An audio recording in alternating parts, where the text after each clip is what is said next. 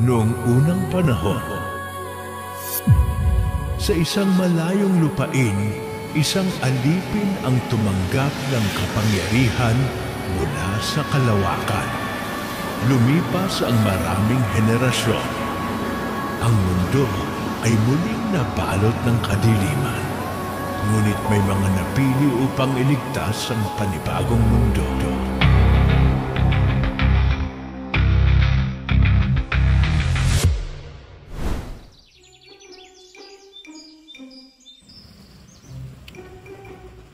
Wait guys, ang daming masama nangyayari sa panahon natin ngayon, no? Una, yung zombie virus na kumakalat. Pati ito pa, si Mang Carpio, 3 linggo na nawawala after pumunta ng sabungan. What? Nawala siya just because of that cockfight? Cockfight? Like seriously, sabong. Hindi pa pinag-iisip yun. Pero, we're supposed to be super powerful, right? Pero we can't even figure out what's happening on the city. Actually, Gab, na-busy tayo sa schoolworks eh. Matagal-tagal na rin nung di natin nagamit yung superpowers natin. Uy! Tignan mo, may nag-check dun sa GC natin. May nangyayari daw ng hostage shaking dun sa kabilang kanto. Talaga ba? Kakitaan natin, pre. FB-ins natin yan. Tara, live natin. Tara! May hostage shake na nangyayari sa kabilang kanto. Let's do this, John. Yan. Teka lang, kasi nga mga yun. Paldo na ako eh.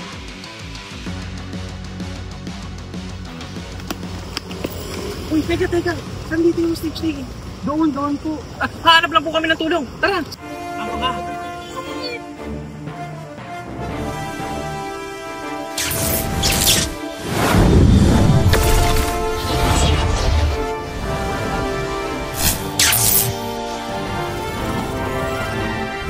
Hoy!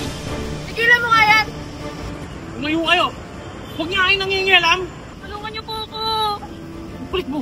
Di mo alam pinagdadaanan ko! Alis! Wait, bro. Chill ka lang. After this, I'm gonna treat you starve. Just let her go. Anong starves? Di mo ako mauuto! 3 kayo, mag-isa lang ako. Lugi, di ba? Pwede ba lubayan niyo na ako? Tutuluyan ko to! Nararamdaman ng kapangyarihan ko, may pinagdadaanan lang tong taong to. Ako nang bahala dito.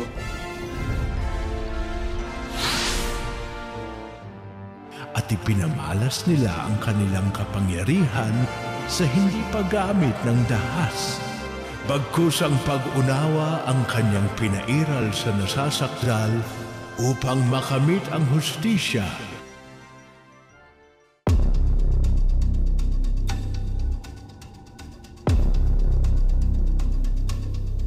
Ititigil muna natin ang paglagay ng pondo sa mga flood control system. Ilagay na lang natin yung mga pondo sa pagbibigay ng ayuda. Tama. Sa ayuda natin ilalagay yung mga pondo para ano pa may ginagawa ko para sa kanila. Sorry, but I have to disagree with that. No way. Mas kailangan to ng mga tao. Maraming palayan, kabuhayan. Ang nasisira dahil sa baha, hindi pa naman yun. Mawalang gana mo. Pero walang sila man ang pwedeng sumuway sa desisyon ng mayor. I agree with Ms. Ramos. We can still give goods to the people, pero ituloy pa rin natin ang flood control project, lalo na't panahon ng bagyo. Sino bang mayor nyo? Ako, di ba?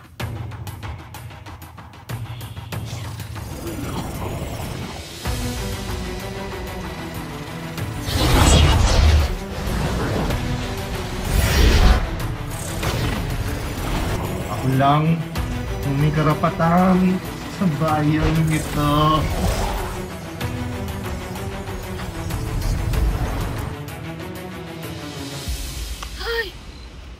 Pagod na ako, Gab. Nakaka-battery pa yung mga kagrupo ko sa thesis.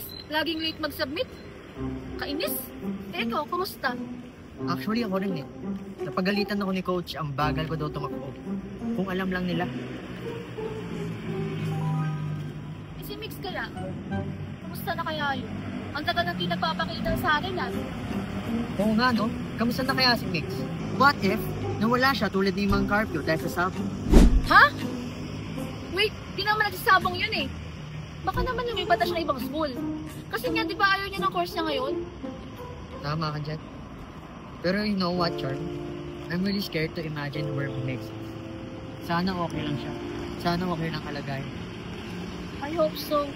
Kasi alam mo, hindi natin kaya na tayong dalawa lang. Ang dami nangyayari. Kailangan natin si Mix. Iba pa rin pag nandito siya. Si Mix yun ah. Mix!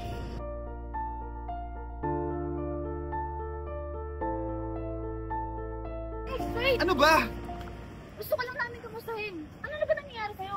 Obvious ba? Mukha ba akong okay? Tingin mo, Charms. Mukha ba akong okay? Namatay yung nanay ko nang wala akong nagawa kasi mas inuna kong iligtas yung bayan na to. Pangalawa, nalulung ako sa sugal kasi umaasa ako na makakakuha ko ng pampagamot sa nanay ko. Pero wala akong nagawa. Kung sana may matinong healthcare system lang sana tayo, at sana buhay pa yung nanay ko.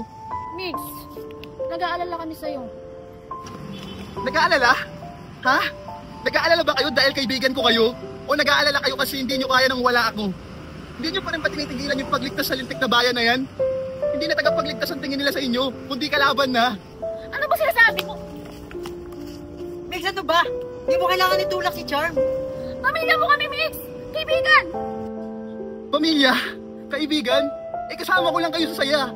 Pag sa lungkot, ako na lang mag-isa. Busy kayong iligtas yung mga taong di naniniwala sa inyo. Nakalimutan nyo na ako. Hindi pa uli ang lahat. Gagawa natin ng paraan. Ang daling sabihin sa'yo, Gab, kasi hindi ikaw yung nasa katayuan ko. Pagod na ako. Ayoko na.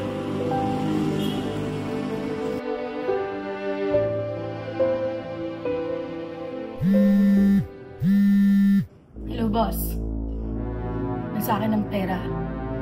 Ready na yung deposit sa ghost accounts natin. Ito na sila. Ako nang tatapos dito.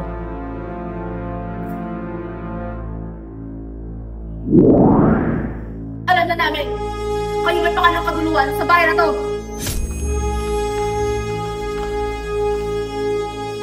Fiona! Pinupunta ako dito ni boss para sabihin sa inyo malaki na ako project ko. Miss Jonah, nangako sa amin si Mayor na ibibigay sa amin yung pera pagtapos siya makuha yung project. Ano kasakiman to? Wala kayong makukuha dahil ang tatanga nyo! Ang simple-simple ng trabaho, di nyo magawa! Teka lang, pero mga superhero yung mga yun. Baril lang naman meron kami, anong laban namin dun? Baril? Kung putok ko sa bungo mo nang matauhan ka, huwag nyo kami sinusubukan. Tigilan niyo na pagiging sakin. Dahil di na namin kinakaya, pinaggagawa niyo sa taong bayan. Hindi na kami tinatantanan, no?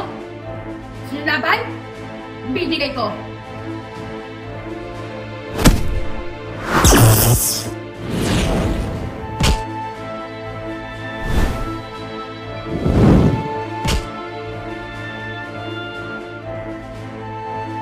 Ngunit malakas ang puwersa ng kasamaan.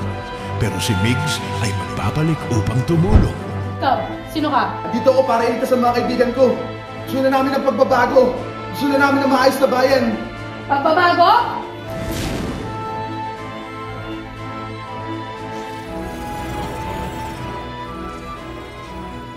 Ang kasamaan ay mayroong hangganan. Ngunit ang may mabuting puso ang magtataglay ng walang hanggang kapangyarihan.